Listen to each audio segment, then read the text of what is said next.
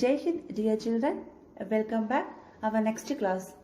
In this class, we are going to learn about history, 11th chapter, the making of the national movement. Before starting the topic, first we must know about a small summary about this chapter. The national movement of India played a significant role in the independence of the country. The commencement of the national movement started in the year 1947 and it was a process that took several years to become successful. Several reasons contributed to the making of the national movement in India, such as the emergence of nationalism, Rowlatt Satyagraha, growth of mass nationalism, Quit India, etc. So dear children, watch it carefully. The first topic is emergence of nationalism.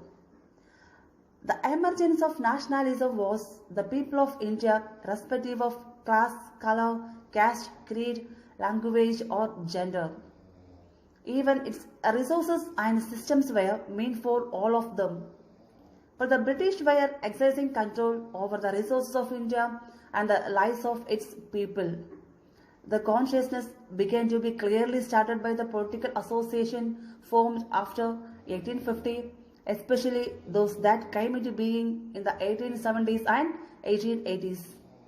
The more important ones were the Pune Sarvajanik Sabha, the Indian Association, the Madras Mahajana Sabha, the Bombay Presidency Association and the Indian National Congress. These associations functioned in specific parts of the country and their goals were started as the goals of all the people of India. They believed that the Indian people should be empowered to take decisions regarding their affairs. In 1878, the Arms Act was passed, please underline, which disallowed Indians from possessing arms. During the same year, the Vernacular Press Act was enacted in an effort to silence those who were critical of the government. Under this act, the government was allowed to confiscate the asset of the newspapers, including their printing press, if anything that was published was found objectionable. In 1883, the Ilbert Bill was introduced, which provided for the tribal of British or European powers or persons by Indians and sought equality between British and Indian judges in the country. The Indian National Congress was established in December 1885. The early leaders were Dadabhai Naoroji, Firozshah Mehta, Bahadur Shah Daibash, W.C. Banerjee, Surendranath Banerjee, Ramesh Chandra Dutt, S.S. Subramania Iyer, among others, largely belonged to Bombay and Kolkata. The next topic is a nation in the making. Indian National Congress has two groups, namely moderates and radicals. Moderates were those who believed in pleading with the British government to bring about reforms. Radical were those who wanted to oppose the British strongly. They were in favor of strikes and boycott. A greater voice for Indians in the government and the administration was their demand. It demanded the separation of judiciary from the executive, the repeal of Arms Act and freedom of speech and expression. It also demanded the separation of judiciary from the executive, the repeal of Arms Act and freedom of speech and expression. The next topic is freedom is our birthright. In Bengal, Maharashtra and Punjab, leaders such as Bipin Chandrapal, Bal Gangadhar Tilak and Lala Lajpat Roy was popularly known as Lal Pal Bal. Please underline this line. Lal Pal Bal strongly criticized the policies of the colonial government. They demanded Swaraj. Tilak declared, "Freedom is my birthright and I shall have it." In 1905, Viceroy Lord Curzon announced the partition of the biggest province British of India, Bengal, which included Bihar and parts of Odisha. The partition of Bengal infuriated people all over India. Both the moderates and the radicals protested the partition. As a result, large public meetings and demonstrations were organized. People, in order to show that they are united, tied Rakhi and each other's wrist and celebrated Raksha Bandhan, and this led to the birth of Swadeshi movement. So dear children, please note the point how Swadeshi movement started in India. What's the reason behind it? So after the partition of Bengal by Lord Curzon, Swadeshi movement was started. Next topic is the growth of mass nationalism. Before that, first we must know about what is nationalism. Nationalism is the feeling of oneness, that is, we are one. There is no discrimination in the field of caste, color, creed or religion. After 1990, the struggle against British rule gradually became a mass movement involving peasants, tribal students and women in large numbers and factory workers. The First World War broke out in 1940 and altered the economic and political situation in India. So the First World War, it was started in 1940. It created a large problem in India because India was dragged into the war, and this led to the huge rise in defense expenditure of the government of India. Because during the time of Britishers, the First World War happened. So the Indian people was dragged into the war, and it led to the huge rise in price. Increased military expenditure and the demands for war supply led to a sharp rise in prices, which create great difficulties for the common people. The war leads the British to expand their army. The government forced the villages in India to send their soldiers for an alien cause. The next main topic is the advent of Mahatma Gandhi.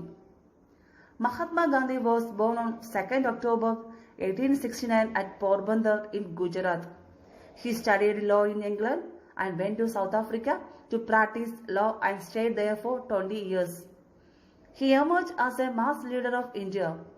In South Africa, Gandhiji struggled for the Indians in non-violent marches against racist, that is skin color, discrimination, and had earned great respect and popularity both at national and international level.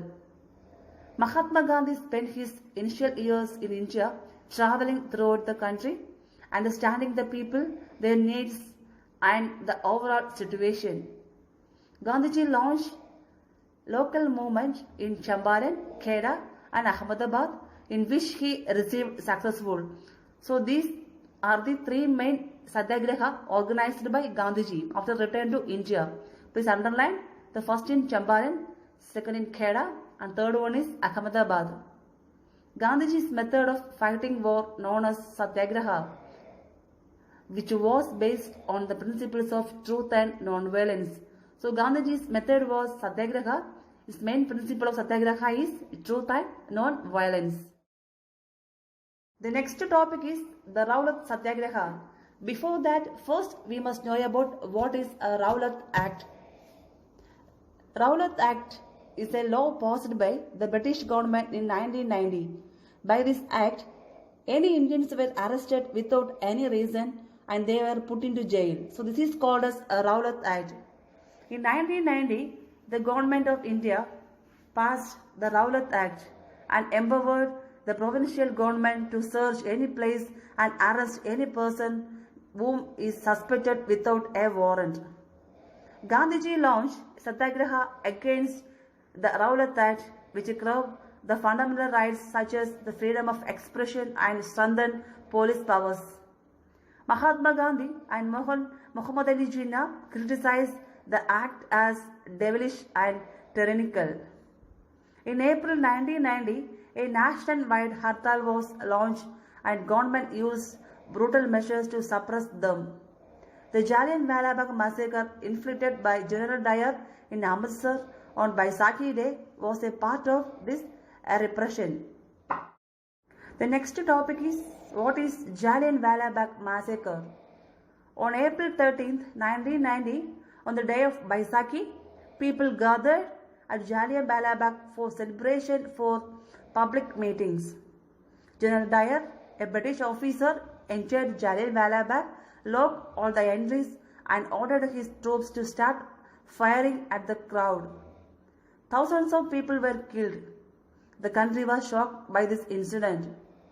All national leaders protested strongly against the cruel act. So dear children, don't forget that Jallianwala massacre, it was happened in 30th April 1990 on the Baisakhi day. So General Dyer, a British army man, ordered his troops to fire innocent people. So a large number of people died on the spot. So this is called as Jallianwala Bagh massacre. The next topic is Khilafat agitation and the non-cooperation movement. In 1920, the British imposed a harsh treaty on the Turkish Sultan or Khalifa, and he was deprived of his political powers and authority. Khalifa was one of the spiritual head of the Muslims, but he was removed from power by the Britishers. So it insulted the whole Muslims. In India also, it was insulted by the Muslims and they are agitated against the British government. So the Khilafat movement was launched by Muhammad Ali and Shaukat Ali, who wished to initiate a full-fledged non-cooperation movement against the British under the leadership of Gandhiji and demanded Swaraj. So in 1921-22, the non-cooperation movement was started. By this movement, thousands of Indian people or Indian students left government-controlled schools and colleges. Many lawyers such as Motilal Nehru, C.R. Das, C. Rajagopalachari and Asaf Ali gave their practices. British titles were surrendered and legislatures boycotted. People left public bonfires of foreign cloth. So don't forget that, dear children, in 1921-22, the non-cooperation movement was started. The non-cooperation movement means not to cooperate with the British officials. Thousands of school students and colleges were boycotted. And the people used Indian-made goods and boycotted foreign clothes. So this is called as non-cooperation movement. So dear children, these are the main topics we are discussing today. Please read the textbook thoroughly and prepare the notes. The national movement. Rise of nationalism. The revolt of 1857 brought India under the rule of the British Crown. This revolt increased the feeling of patriotism in the people of India. They also started developing a feeling of belonging to the nation, sharing a culture, history, and common goals for the future. Causes for rise of nationalism. 1. Drain of wealth. British exploited the Indian economy. Indian traditional industries were shrunk under the British. Traditional Indian handicrafts were replaced by their cheap factory-produced goods. The heavy taxes imposed on the farmers led to their impoverishment. Dadabhai Nauroji referred to this as the systematic drain of wealth from India to England. 2. Administrative Union of India. British introduced new means of communication and transport such as railways and the postal and telegraph system for efficient functioning of administration. It encouraged a feeling of oneness among Indians. Now, Indians started interacting with each other more frequently. 3. Social development. Some social reformers encouraged Indians to think about their culture and customs and gave Indians pride and confidence for themselves. The rise of press played an important role in fostering the feelings of nationalism among Indians. 4. Biased British policies. The policies formed by the British were biased and unfair towards the Indians. The Indians were not given high posts in the government. Indians had to travel in separate compartments on trains. The regional newspapers were restricted by the Vernacular Press Act. Indians started realizing that they would never be treated as equals as long as India was governed by British.